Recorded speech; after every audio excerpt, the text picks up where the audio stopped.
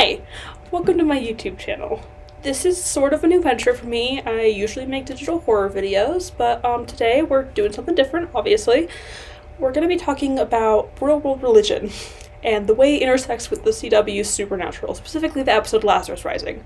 And we're also going to be talking about how the language of the working class affects both of those topics. First, I want to let you know that I do have a couple disclaimers down in the description, just because I'm posting this publicly. Second, this video will contain spoilers for Supernatural seasons 1 through 4. So let's start with a quick recap of the episode we're going to be talking about today, Lazarus Rising, just so we're all on the same page. After Sam dies in season 2, his brother Dean makes a deal with the Crossroads demon to bring him back at the cost of his soul after a year.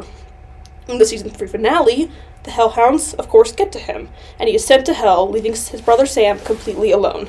Lazarus Rising, our topic episode, takes place 4 months later.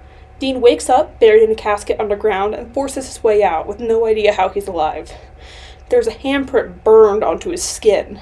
As he tries to make his way back to his brother, he hears an ear-shattering, shrieking noise. Electronics begin to malfunction, and all the glass around him explodes. After he reunites with his father figure, Bobby, and his brother Sam, the strange occurrences keep happening, and some characters' eyes even explode.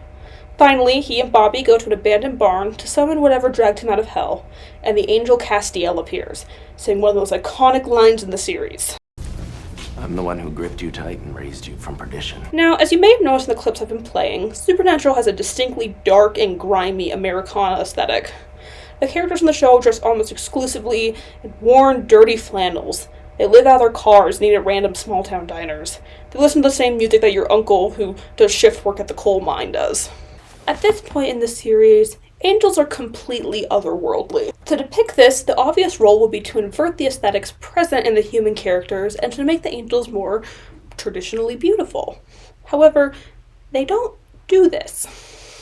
While divine, Castiel still has the aesthetic markers of the rest of the cast. His trench coat is dirty, his hair is a mess, he has dark, pronounced circles under his eyes, and his tie is loose. He fits right into the rest of the broader supernatural world. Now let's pause for a second. The Virgin of Guadalupe is a Marian apparition that appeared to a Nahua peasant named Juan Diego. I promise this is going somewhere. Her visage appeared on his tilma, which is a sort of indigenous cloak to that region. Juan Diego's Virgin of Guadalupe differs from her Spanish depictions in the way she is presented. Her clothing is much more humble than other depictions of Mary. Here's an image of her Spanish version, and here's one of her Mexican version. It's obvious that her European counterpart is supposed to be much more aspirational than her Mexican version. This more modest depiction of Mary is incredibly important to establishing a rapport with the indigenous Mexican community. She was relatable in the conditions that she lived in. She was one of them. This ties back into Supernatural in a very important way. Just like the Virgin of Guadalupe, the image of the working class is placed upon Castiel, bringing him down to a level in which the rest of the cast can relate to him. It's a clever, although possibly unintentional, bit of foreshadowing. Later in the series, Castiel becomes somewhat of a mainstay, helping the brothers out regularly. He becomes one of the Winchesters, just like how the Virgin Mary became an indigenous Mexican.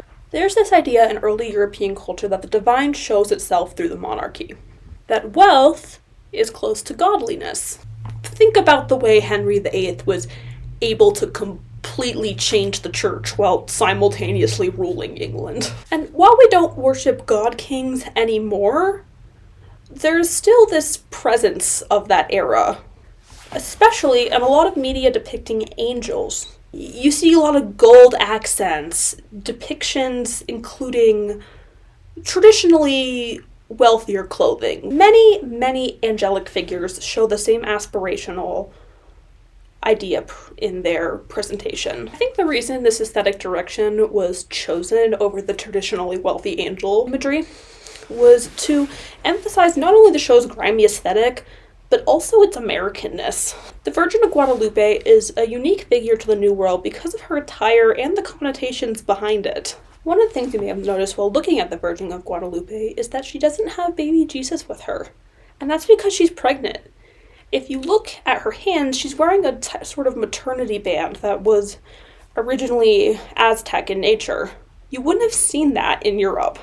Castiel has a similar place in his uniqueness, a distinctly working-class American angel. Connects himself with the brothers not just through his character arc, but in the way he is presented. Anyway, that's all I have for this video. I decided to really only go over one point of Lazarus Rising for time's sake, because I'm a little obsessed with that episode, and if I said all I wanted to say about it, we'd be here for hours. I highly, highly recommend you watch all the first 5 seasons of Supernatural. I know the show has a bit of a reputation behind it, which it does deserve in some of those later seasons, but those first 5 ones are just incredibly solid. If you don't have the time for that, I get it. I will, like I said, I'll leave some standalone recommendations in the description. Also, you should please watch my Superstructure series. It's very good and I work very hard on it. Anyways, I love y'all. Stay silly and all that. Bye!